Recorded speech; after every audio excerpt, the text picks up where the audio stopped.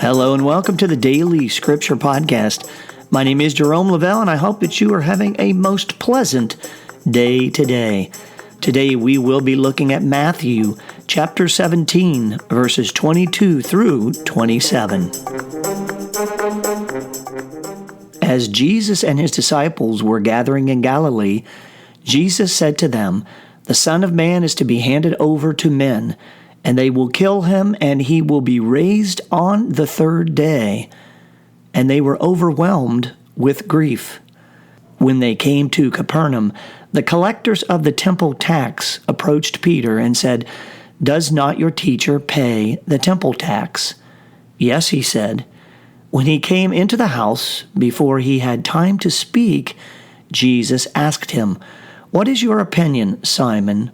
From whom do the kings of the earth take tolls or census tax?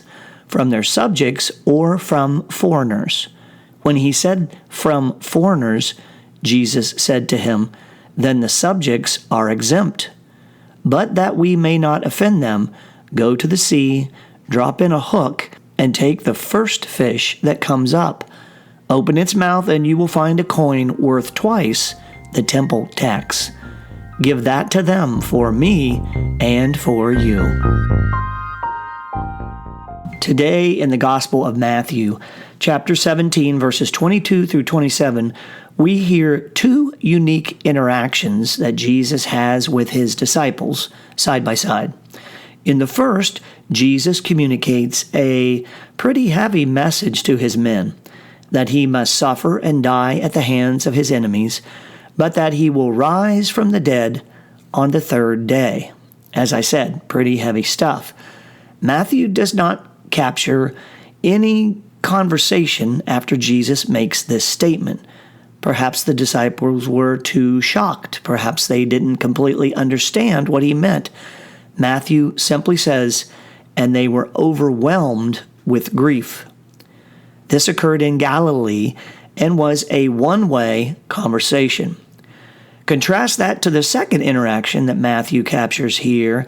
Jesus and the brothers had traveled to Capernaum, and there was a very lively conversation between Jesus and Simon Peter about the temple tax. On the surface, these two passages seem to be very different. In the first, we have a one-way conversation, a one-way interaction, Jesus only. In the second, Peter and Jesus back and forth. In the first, it is a very solemn and serious topic, suffering and death. In the second, almost conversational. "What do you think, Peter? Should I pay the temple tax?" The first provokes strong emotions of sadness and anxiety and grief. The second provokes wonderment and lightness. Catch a fish, grab the coin, and pay the tax for you and for me. So on the surface, there is perhaps no real connection between these two segments of our scripture reading today. However, as I reflect and contemplate what I see Jesus teaching, living, exemplifying in both passages, is obedience. In the first case, knowing his mission and knowing what he must do and what he must face, it was for such that he was born. John 18 tells us that for this he came into the world. He was obedient to the Father and obedient to his purpose. Remember in Matthew 26:39, he says, "Father, if it is possible, may this cup be taken from me, yet not as I will, but as you will." What I hear happening here is that Jesus, the man, knew that it would be hard, but he was obedient to the Father.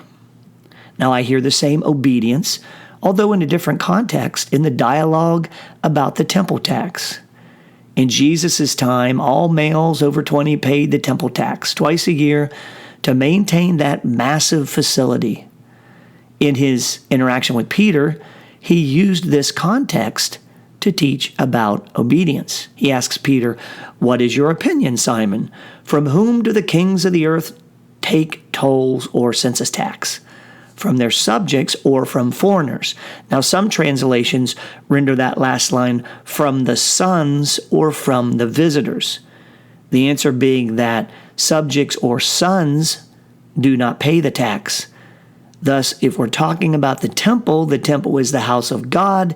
Jesus is the Son of God, so he does not owe the tax. Yet in the spirit of not offending the Father and out of obedience, he does pay the tax, in this case by the mouth of a fish.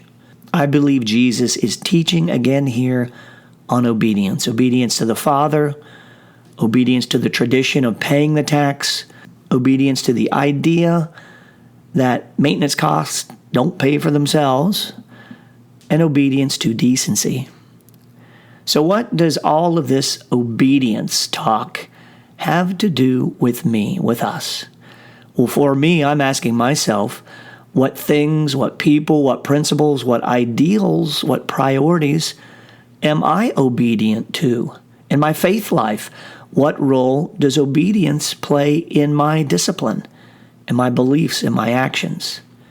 If today I am called before the Lord, as I believe we all will be one day, will I hear the words from Matthew 25:23?